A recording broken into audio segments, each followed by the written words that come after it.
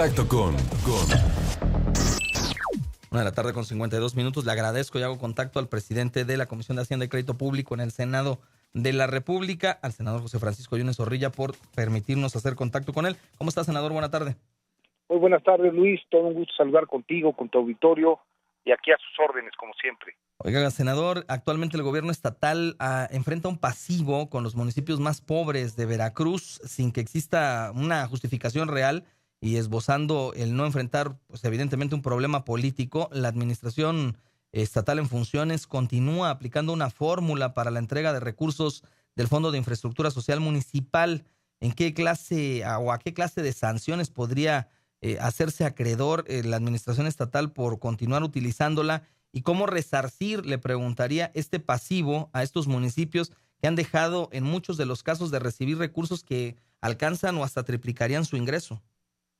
Bueno, los recursos formalmente asignados a través del presupuesto de egresos de la Federación a los municipios están firme y expresamente determinados por la Ley de Coordinación Fiscal. Son dos los ramos que generan esta transferencia. Uno es el ramo 028, que tiene que ver con las participaciones, y el otro son los ramos 033. En ambos casos están estipulados los criterios en fórmulas específicas en la ley mencionada, y evidentemente, como toda disposición de ley, debe observarse puntualmente.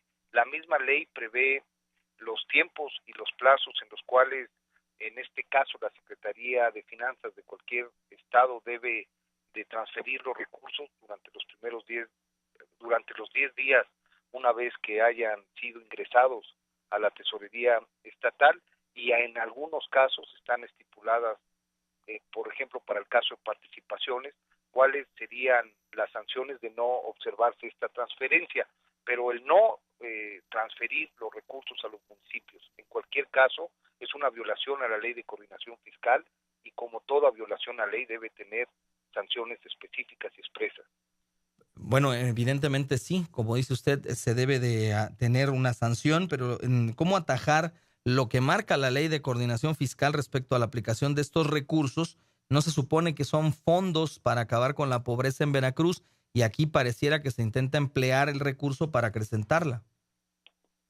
Si no hay la presencia de los recursos oportunos, Luis, evidentemente no se pueden atender en esta concepción de multivarianza y multivariable en la medición de pobreza, sí, los índices a la baja, y en ese sentido, pues por eso es que Veracruz lamentablemente no puede superar sus escenarios de marginación y de poco desarrollo social.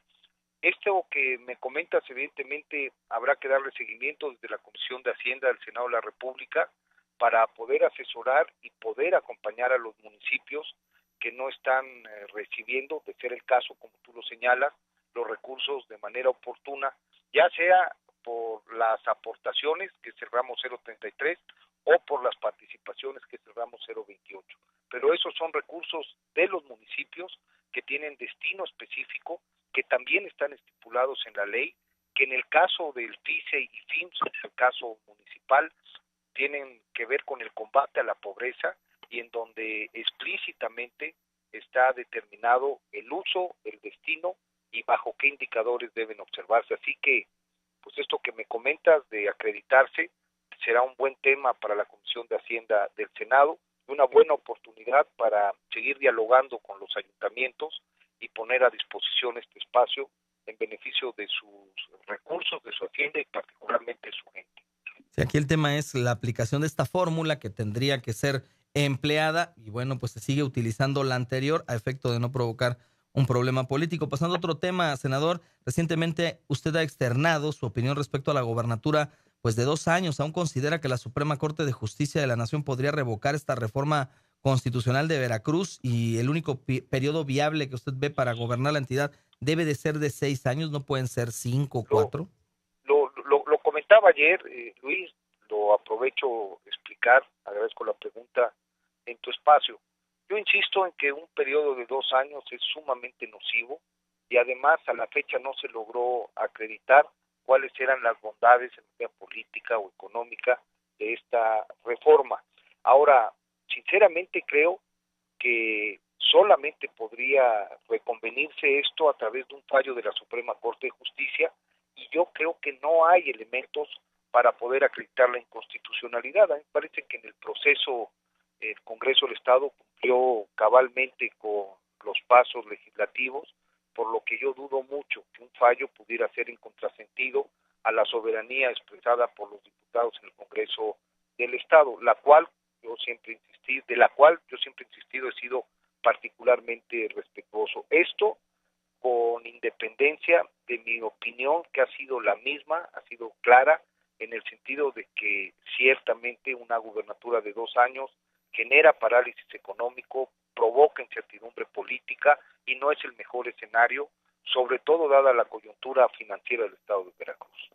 Bueno, pues ahí está este tema. Dicen que el líder del Movimiento Ciudadano, Dante Alfonso Delgado Renauro, habría interpuesto un amparo, bueno, un recurso ante la Suprema Corte y estaría por salir este fallo. Esperemos ahora qué es lo que sucede, senador. Por último, sabemos también que está en puerta, usted ha estado muy pendiente de darle seguimiento al tema de los cafeticultores, un asunto muy sensible en Veracruz, sobre todo teniendo grandes extensiones para la dedicación de este ejercicio. ¿Va a tener usted un encuentro con ellos?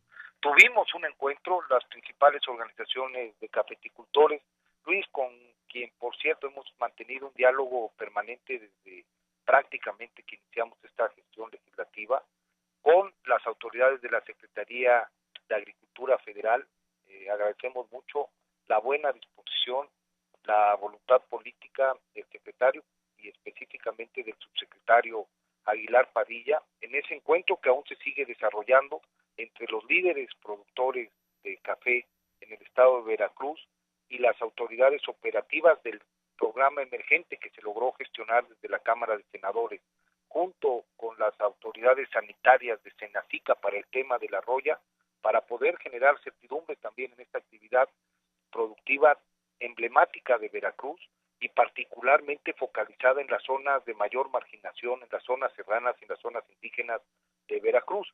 En este sentido, entendemos que es parte de nuestro compromiso y vamos a estar muy atentos a que los recursos excedentes del programa emergente puedan cumplimentarse de manera efectiva en este ejercicio fiscal y que además haya avances en el combate a la roya. Lo seguiremos acompañando desde el Senado. Pues le agradezco, senador, como siempre, su disposición para platicar con el auditorio en el estado de Veracruz. Que tenga buena tarde. Gracias, Luis, por la oportunidad. Estoy a las órdenes. Buena tarde.